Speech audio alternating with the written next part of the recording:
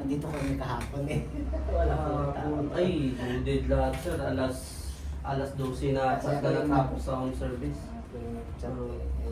Sakaling na kasi yung pinsan ko makapag-drive. Ay, Hospital.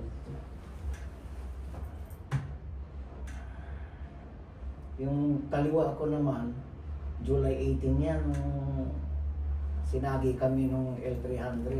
Na paano sa yung kaliwa?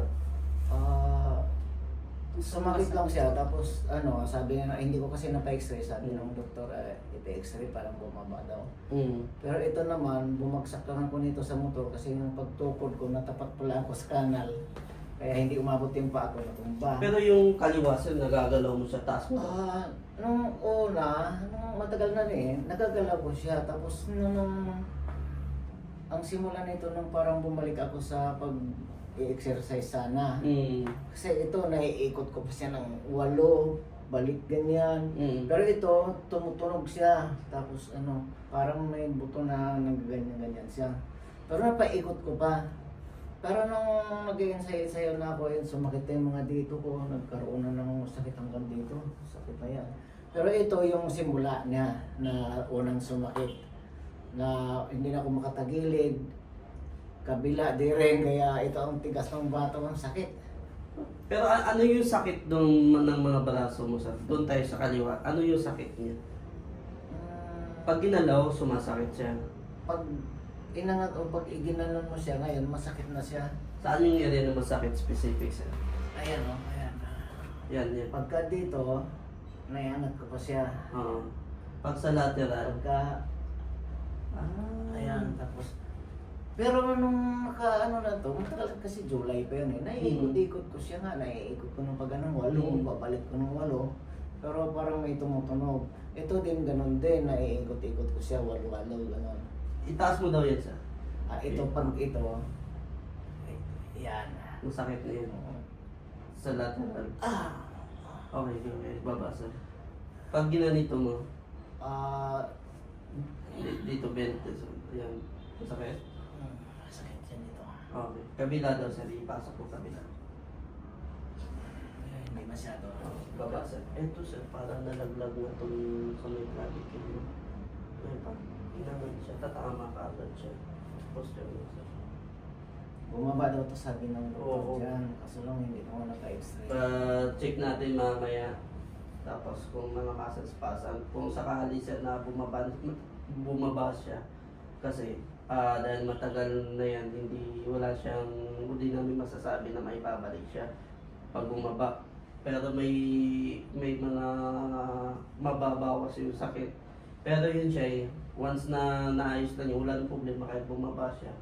Hindi naman siya ganun sasakit talaga or hindi naman siya talaga nakaka-apekto sa mga daily activity pag natanggal yung muscle spasm. Mayroon lang siyang range of motion na hindi na magagawa talaga. Kasi laglag siya eh. Kung magalaglag sana yan sir, kung mga ilang araw pa lang nagawa nyo na. Kasi July 18 eh. Nag-remodeling kasi yan sir. Pag ginalaw na ulit siya, masakit na yun.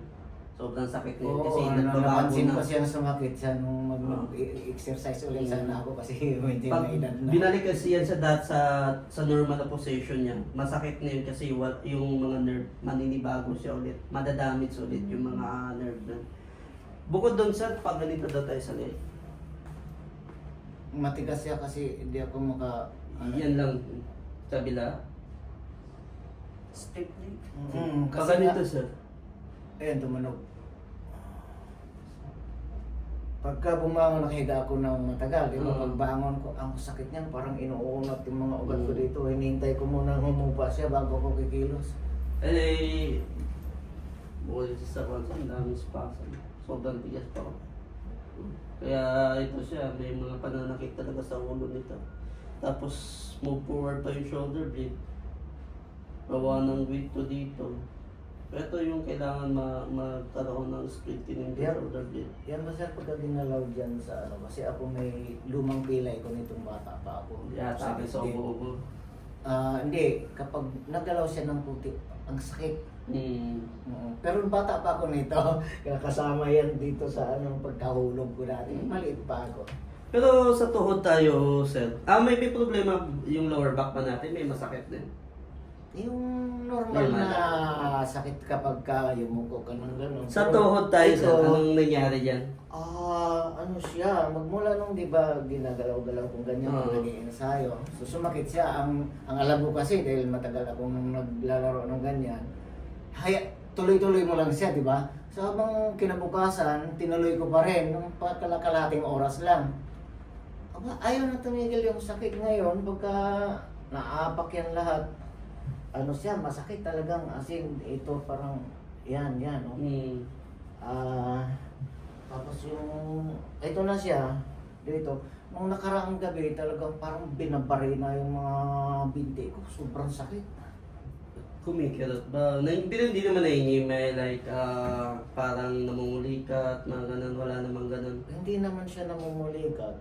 Alam mo ba, nung hindi ako ganong makakalakad, nung pagtayo ko, nabigla ng apak ko yung, hindi ko alam kung kaliwa o kanan, di, masakit, nabigla ako eh. Di, napahakbang ako, tumama ito sa paa ng kama, di ba bakal yun? Gumanon yan, tumabingi yan ng ganyan, di dali-dali kong binalik ng ganyan, Oo. nangitim yan, ayun mag-aapang nga. Oh. Kailan lang yun, sir? Nung isang gabi, Namamalat. Pero nagagalaw mo. naigagalaw ko naman siya kasi binalik, Buti gumanon na yan eh. ibalik mo agad Oo, yun, sir. naganoon siya eh. Tapos ginawa ko, hinila ko. Tapos Hinila, oo, yan. tumunog. Yun na yun, sir. Hindi na natin gagalawin yun kasi nasa ilig yan. Ako sakit na Hindi yan. ko siya, masakit siya, pero hindi ko siya inindang sakit. Ang ininda ko yung mga dito. Pagdating ng gabi na nakahiga ako, pag nakatuwid siya ganyan, pag inunat ko, pag kami nalagtog ko ng ganyan, ang sakit. Dito yan, pag ganon, dito. Wala naman dito Sir, sa higa. tayo daw kayo, sir. Tapos try nyo mag-squat ng paganito. Para malaman natin kung... Paano Wide, ba? wider, sir. Wide mo. Ayan. Tapos squat ka pa ganito.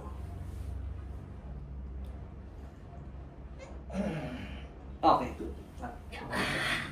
Okay lang kasi straight in muna nga sa spasm, hindi yan nag-activate, sir. Eh. Oh, masakit Oo. talaga yung galaw. Dami pala dito problema to. Ayun, sinabi ko talaga sa'yo. Kaya yung pala sa'yo, yung B1 pala.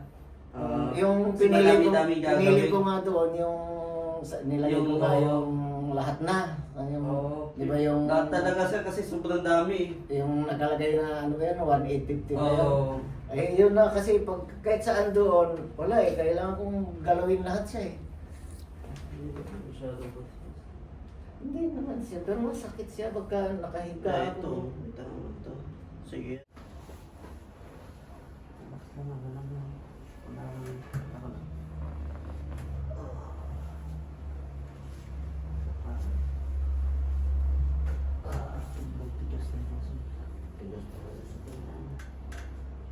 Tingnan mo lalim.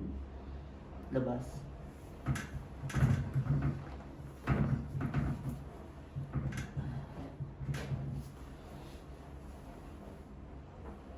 Relax lang ako lang mag-ano. Masakit ba pag binibig? Hindi na masyado. Ako lang. Nice.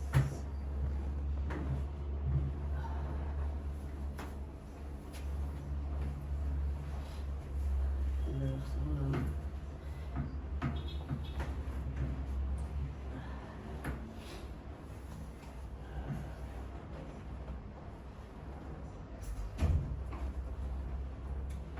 May history ito ng gout nito, sir. Wala.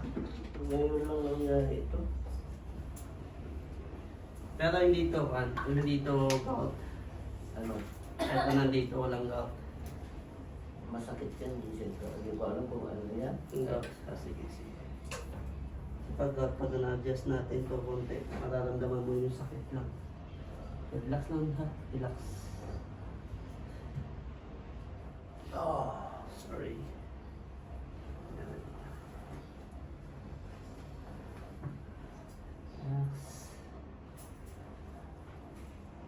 Oh.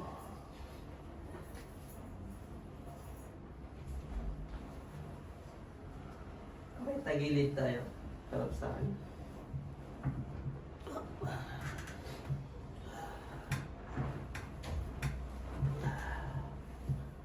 Sorry.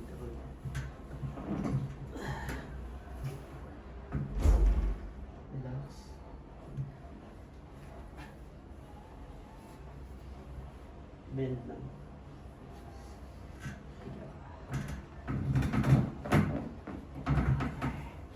Kabila.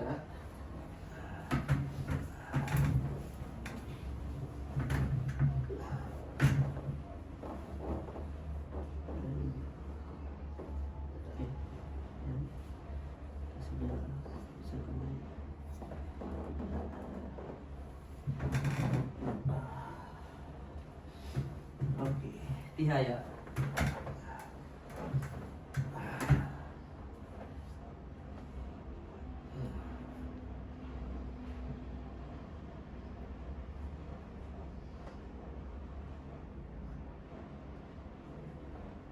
Yung kalingkingan yung nabalik na okay na yan siya. No? O hindi na natin gagalawin yun, sir. Ito lang dito kasi namamagaw. Pero dati may gout pa. Basta ngayon lang siya nangyari itong ano na natin. Siguro mga 2 linggo na yan siya. Yan. Pwede siguro sa pag sa gout, baka-active siya. Basta ngayon lang ko nakaramdam ng ganito kasi pang mga buti pa. Relax na. Oh, sorry. Isa pa. Sorry. So, yung dulo lang yun.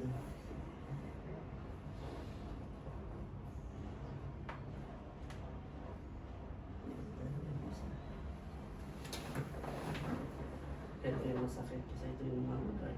Okay. Relax ha. Sa point. Let's do it. Anong study nito, sir? Wala naman sugot, wala. Sugat Sugat talaga. na. Relax. I-relax mo na siya. Hayaan mo lang. Nice.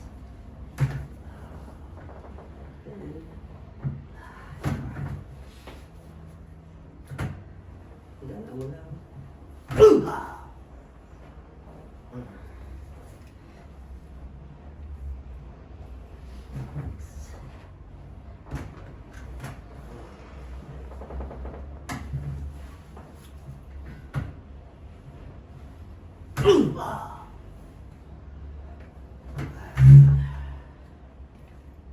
Then,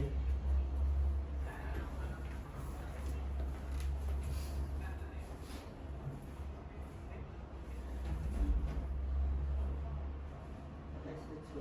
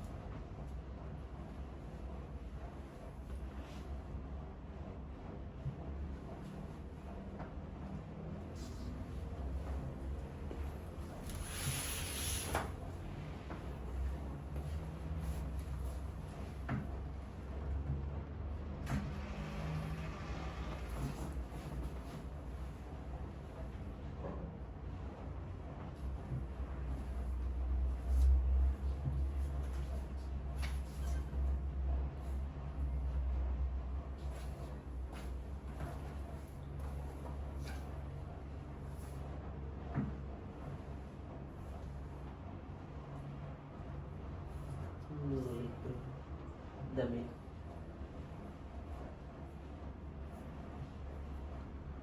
Then,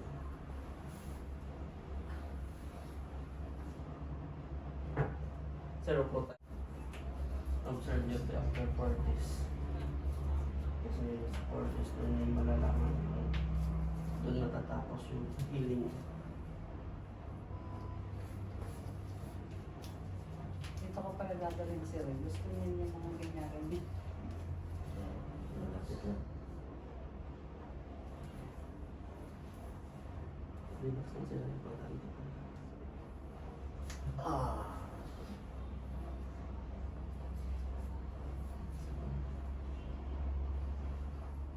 Ah. Grabe, daming ulan. Okay na. Sa tatay.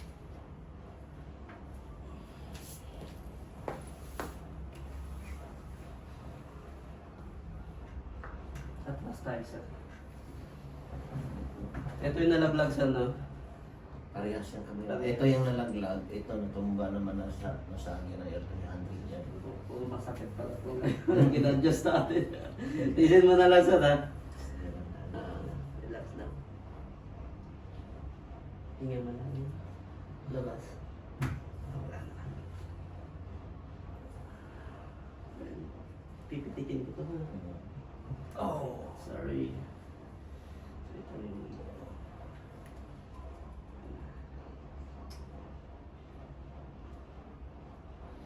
Hindi nalaglag sa yung clavicle pala nalagpan nito.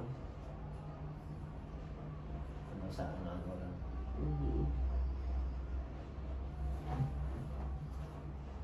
Hinga mo na lang.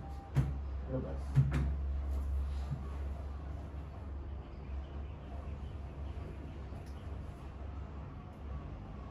Tapos kamay dito, dalawa.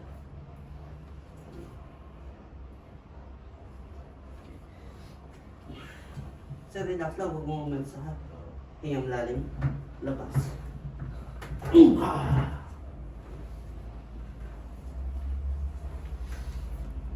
Okay. Tapos dito yung ulo, higa ka. Tihaya.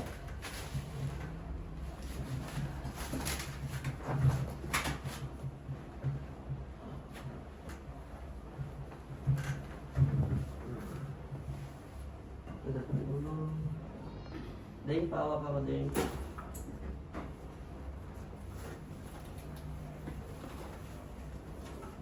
Sir, close your mouth lang. Huwag lalabas yung dila. Tapos huwag kalababangan natin ito. Hingang malalim. Labas.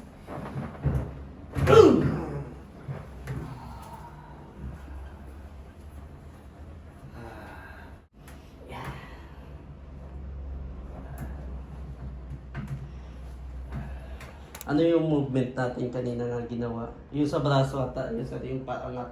Tingnan mo kung may mga nagbabawas ng konti. Ayan na yan. Ko na siya. Angat na. May konting sakit pa dito. Oo. Tapos yung kabila, sir. Sige, check mo muna lahat. Pati yung pa dito, sir, sa likod, sir. Yung mga sumasakit kanina, check mo kung nagbabawas. Ah. Dito. May sakit. Hmm. Yan. Sige.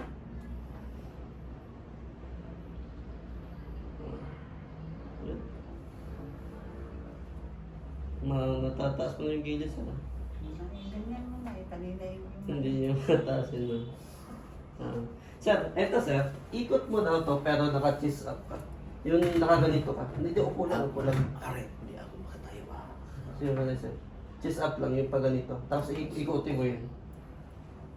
Kung may move, may changes. Yeah. Hindi siya na ibaba. Ayan. Okay, sige. Okay. Tapos yung lingon sir, yung pag ganito natin, liig natin, check natin. Kung nagbabawas sa kabila. Bagay, may problem na yung mga ganyan. Kanina kasama yung balikat. Oo. May sakit pa. Hindi naman mabibig. Okay. Sa lower part tayo, sir. Check mo daw, sir. Dito. Yan dyan sa area na, sir. Medyo duda ako dyan. Ang pangkailangan mo ata is neurobune. Ito. Oo. Masakit siya kasi masakit kasi may hatak. Oo. Check mo yung... Eto. Kasi wala ganong problema. So baka nasa mismong irritation ng nerve. Pwede yung mag-take ng Neurobion. Yung pang nerve. Kahit mga 3 weeks, mga ganon, malaking changes niya dyan. Kasi walang rason para magaganon yan dyan. Kung hindi siya irritable yung nerve. Pag uminit ba siya, okay siya pag ganon. Di ba na uminit yung temperature ng katawan, nakakagalaw-galaw na. Hindi, basta simula nung sumakit siya, masakit talaga siya. Pag naglakad ako at tagal ko makarating, bibili ako ng ulam. Check mo daw sir yung squat kanina kung nakakapag-squat tayo. Yung white sir, pa-white tayo. Kasi, masakit yung talampakan. Talampakan ng masakit. At ito dito. Yan dyan. Oo. Tapos squat na kayo sir.